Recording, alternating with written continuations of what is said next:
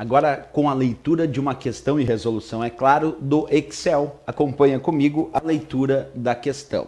Observe o ícone a seguir retirado do Microsoft Excel 2010 em sua configuração padrão. Assinale a alternativa que contém o nome do ícone. Letra A, escala. Letra B, diminuir casas decimais. Letra C, porcentagem. Letra D, separador de milhares. Letra E, aumentar casas decimais. Bem, ele apresenta esse botão que pertence ao Excel, que tem ali o símbolo de 3 zerinhos, e pede o nome desse ícone, o nome desse botão lá no Excel. Nós vamos ver o nome do botão e também o que ele faz aqui dentro do Excel. Acompanha comigo então aí na tela do teu computador utilizando o Excel. Bem, aí vocês enxergam o Excel 2010 e eu vou digitar aqui numa determinada célula um número. Vamos colocar aqui 2345. Acabei de digitar um determinado número na célula C2, 2345. Bem, eu vou clicar numa guia chamada guia página inicial. Essa guia que vocês estão enxergando aqui no Excel se chama página inicial. Clico nessa guia e vou até um grupo chamado número. Nesse grupo número da guia página inicial é que nós encontramos aquele botão que a questão solicita, ó, o botão separador de milhares. Que como o próprio nome indica ali, esse botão separador de milhares exibe o valor da célula com um separador de milhar. Ainda diz que esse comando alterará o formato da célula para contábil sem um símbolo de moeda.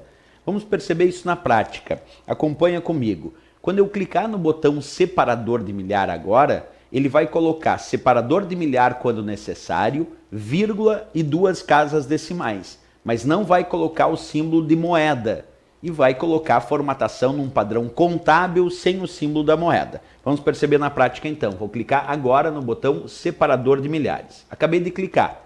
Quando eu cliquei nesse botão separador de milhares, percebe que ele aplicou separador de milhar ali para 2 ponto, que é o separador de milhar 345, aí ficou 2345, adicionou vírgula e 2 casas decimais. Então ele coloca separador de milhar quando necessário, vírgula e 2 casas decimais no valor, mas não colocou o símbolo da moeda, por exemplo, o R cifrão, isso ele não colocou. Mas mesmo assim formatou num padrão chamado contábil sem exibir o símbolo da moeda. Como é que eu sei que está no padrão contábil? Vamos observar na prática. É que após ter clicado no botão separador de milhar, que é esses 3 zerinhos que tu está vendo aí dentro do grupo número, percebe que em cima ele indicou qual foi a formatação aplicada, foi a formatação contábil. Então, quando tu clica no botão separador de milhar, ele automaticamente coloca na formatação contábil sem exibir o símbolo da moeda. E coloca, como eu disse, automaticamente separador de milhar quando necessário, vírgula e 2 casas decimais, certo? Vamos voltar então à questão, porque a questão na verdade só pedia qual era o nome desse recurso.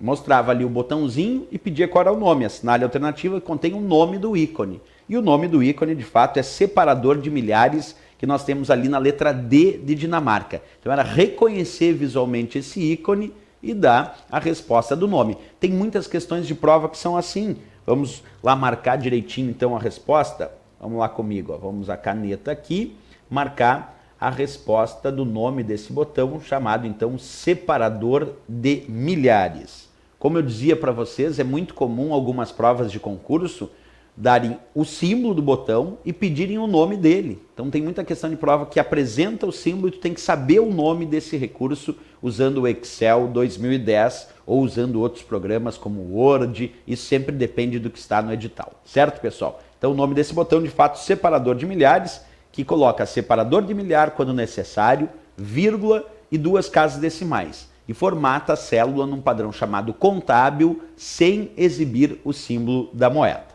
Ok? Até a próxima questão. Bons estudos!